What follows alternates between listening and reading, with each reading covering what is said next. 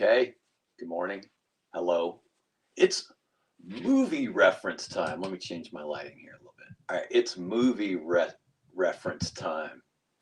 So, have you seen Remember the Titans? Oh man, Denzel Washington is just amazing. He's one of my favorite human beings. Anyway, uh, his character late in the movie confronts another major character with which he is in conflict. And he says, "You're crippling those kids." And that's something that I've always looked at. That has been such an amazing lens through which to look at anything that you're doing. Are you helping or are you hurting? Right? What are the best practices? And if you're not using the best practices, then you're probably not really helping as much as you could.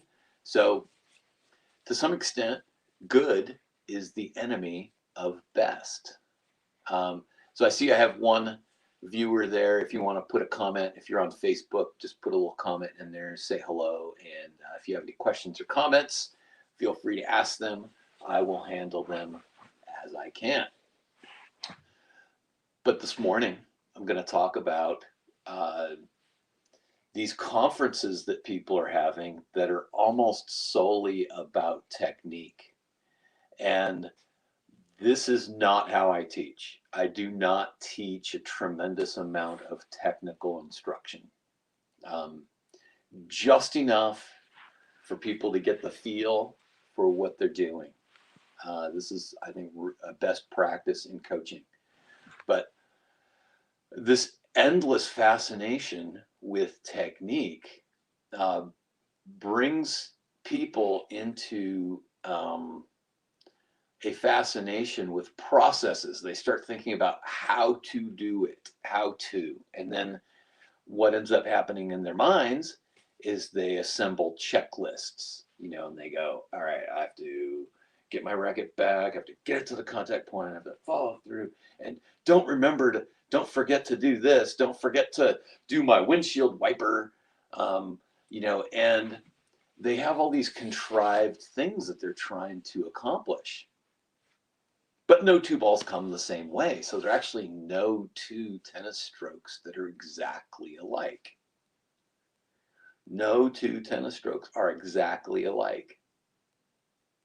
Okay, got that?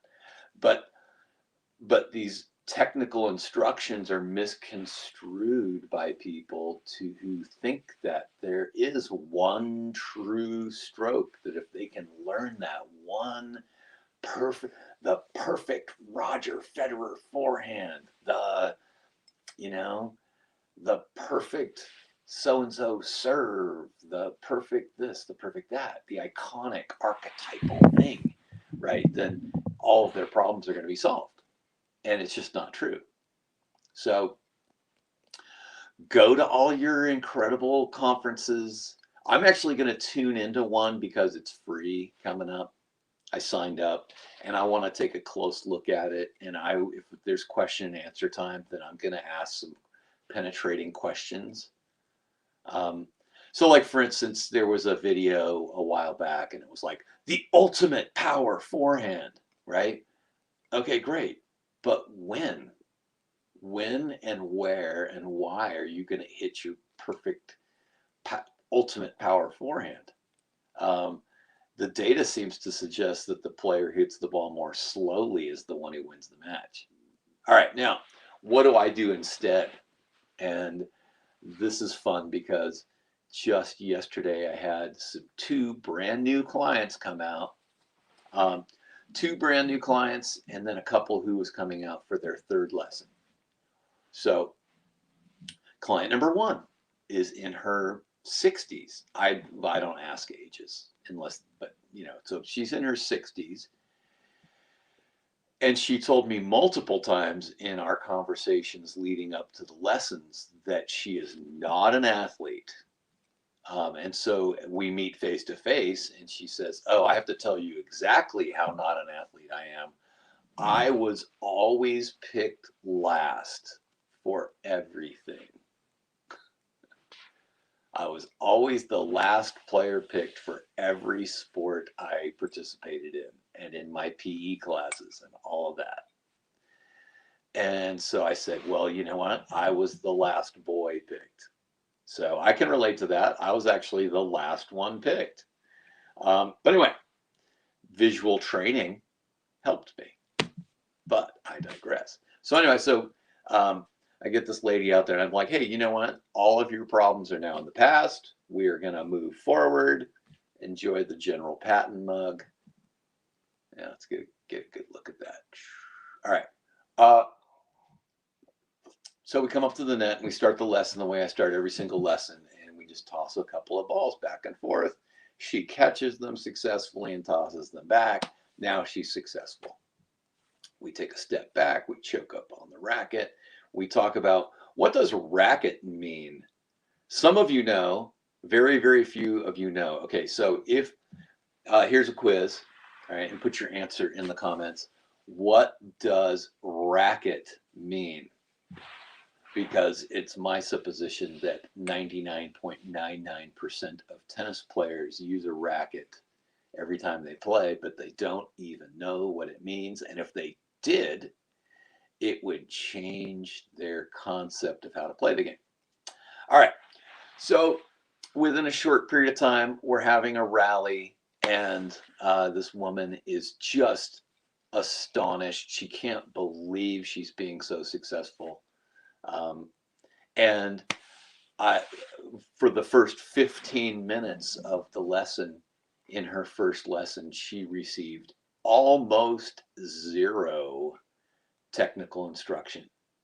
So this big technical conference, you know, of how to hit a great serve and how to hit a perfect forehand and, you know, and all that stuff, that would not address her needs at all. She would still be picked last, right?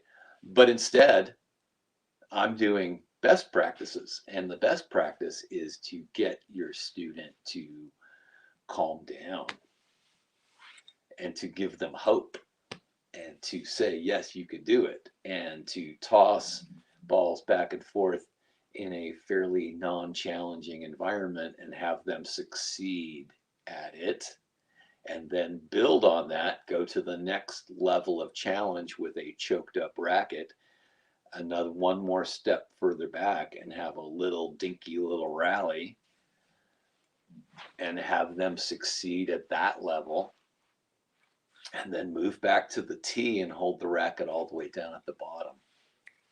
So we did that, and she saw that she could make contact. And then we got back to the tee and things got a little more difficult, and she swung and missed at a few. Right? Now, how do you handle that?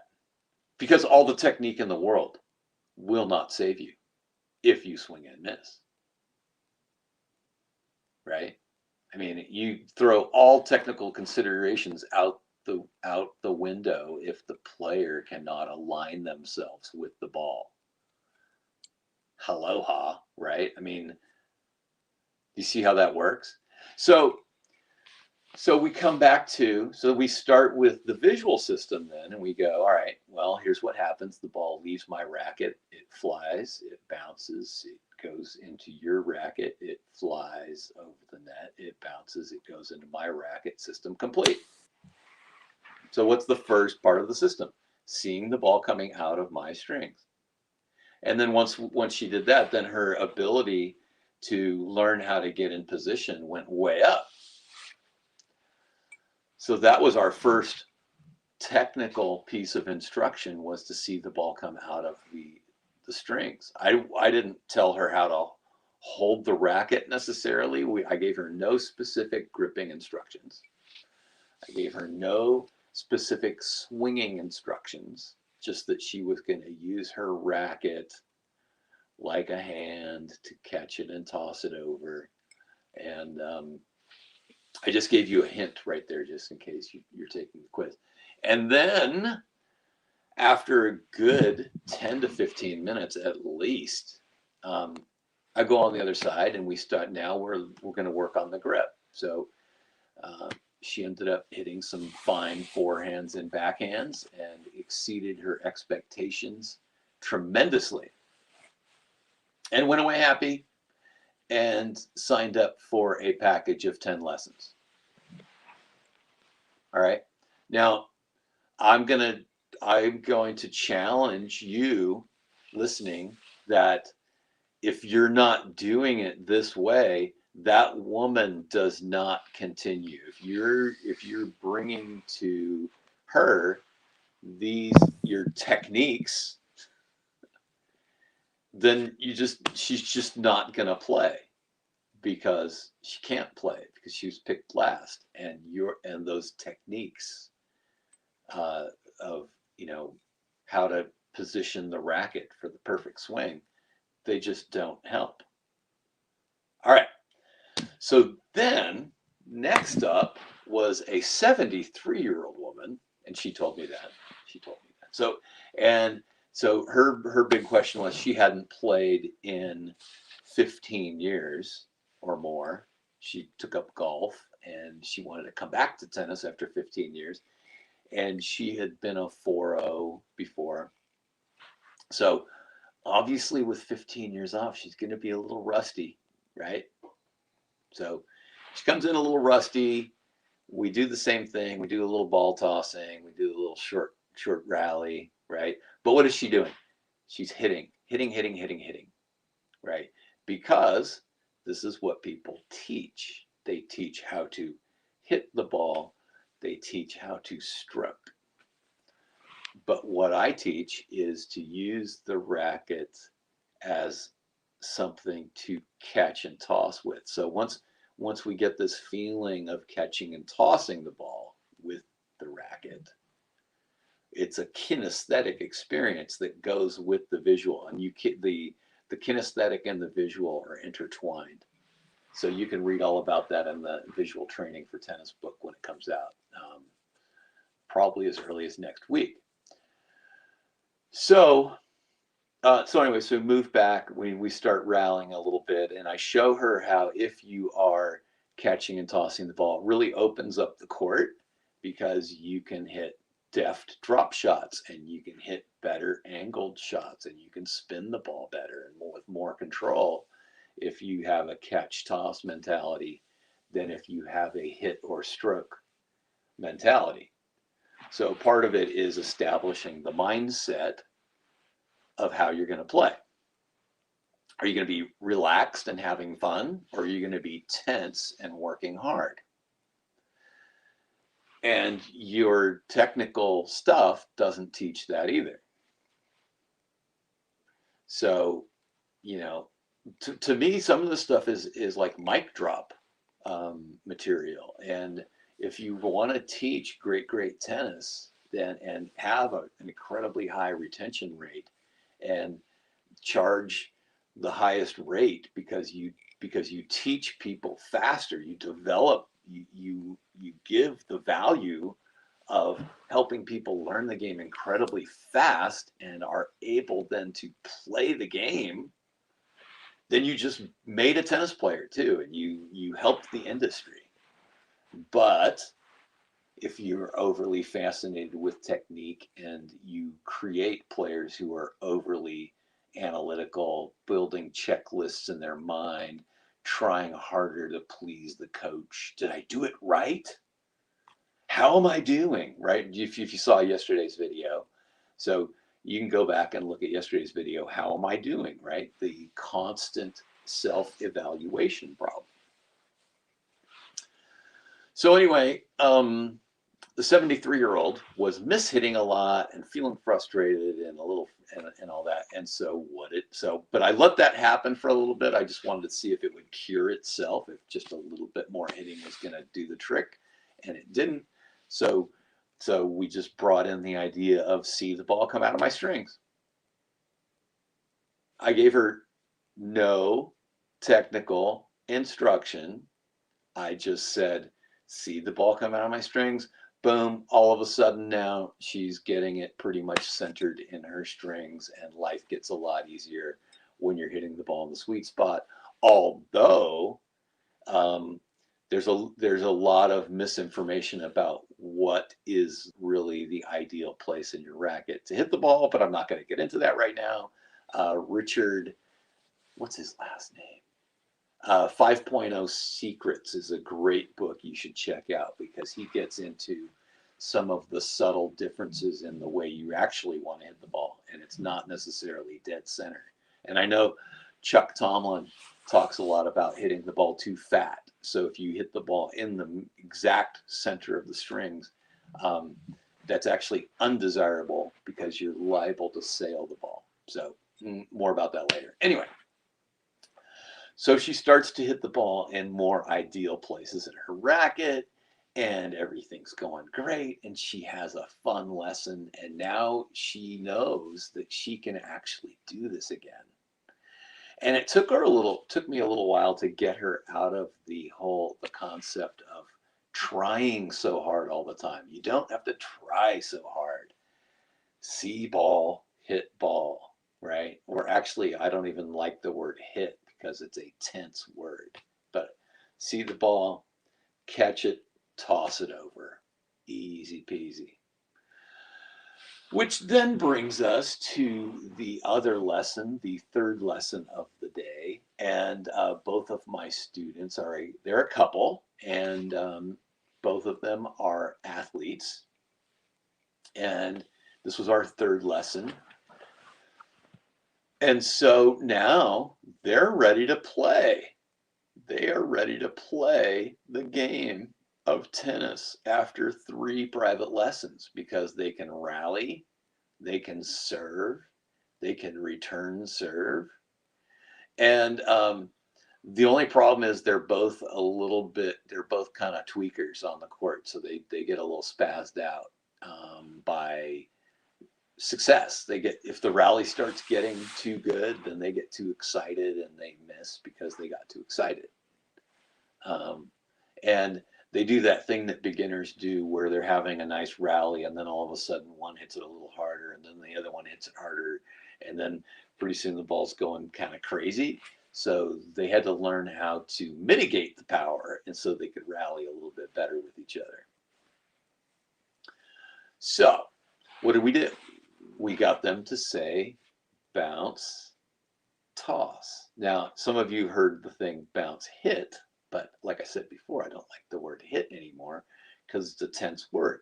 So I say bounce, toss, bounce, toss. And then another variation of that helps them to gain confidence in longer rallies is to say bounce 1, bounce 2, bounce 3. And so at the end of the lesson, Brianne said this. I said, okay, so what was your number one takeaway today? She says, oh, it helps if you talk to yourself. And I'm like, that wasn't really the answer I was looking for, but whatever works for you. So she said, yeah, if you talk to yourself, because, when I said, bounce and toss, and when on my serve, when I said toss, hit, and that's an exception. I like the word hit on the serve because it is the most violent shot. Okay, so we'll caveat there. Anyway, so I think she has a funny way of putting things, and I think that's similar to what I do. I have a funny way of putting things sometimes. So yeah, it works for her, but we were able to drill down into what does that mean, because it brings your mind to what's really important, the ball, and seeing where it bounces and being aware of how you're making contact and putting away all that other business of your mind, right? Put down the checklist, put down the self-evaluation, put away the paralysis by analysis, and just leave your mind and come to your senses. Because it's a different modality. It's a different way that your brain operates. And for whatever reason, we in the Western world don't seem to want to do it. We don't seem to want to just be aware of what's happening. we like to think about stuff, and we like to try hard, and we like to analyze, and we like to know the answer to things. But a lot of it's pretty mysterious. So anyway, I'm generally going to try to make these under 15 minutes, and I realize I've gone over 20, so I'm going to wrap this up now. I see I got one like, but I don't see any comments. So if you have a comment, I will come back and look at those later. I get notifications, and I will gladly answer whatever you have to say. Look for the launch of visual training for tennis. One other little pro tip I have for you. I have decided not to be sponsored by a racket company. Instead, what I do is I buy used rackets. I find them cheap. I find good ones in decent condition for cheap. And then I sell them at a 100% markup to my people. And so it's pretty awesome because A, it's recycling. B, it's the best profit margin you can get. And C, wait, what? I don't know what letter I'm on. And C, you get your people a decent racket, a good racket from, 1, 2, 3 years ago that still works. And they get it for a good price. And then also, most racket companies are having a really hard time with the supply chain right now. So, it's hard to get your hands on a racket right now. So that's a little pro tip for you if you stuck around to the end. Don't buy the ones I want to buy, please. But you can get a nice wide range of different frames. You're not stuck with one brand, which then is a better way to serve your people anyway. And then when they're ready to buy a racket, then you can go to your special source. Like I have another special source I'm working on to buy some rackets wholesale. And so that when the time comes, if my people really need a brand new racket, then I'm there for them for that. All right. Thanks for watching, and we'll see you tomorrow.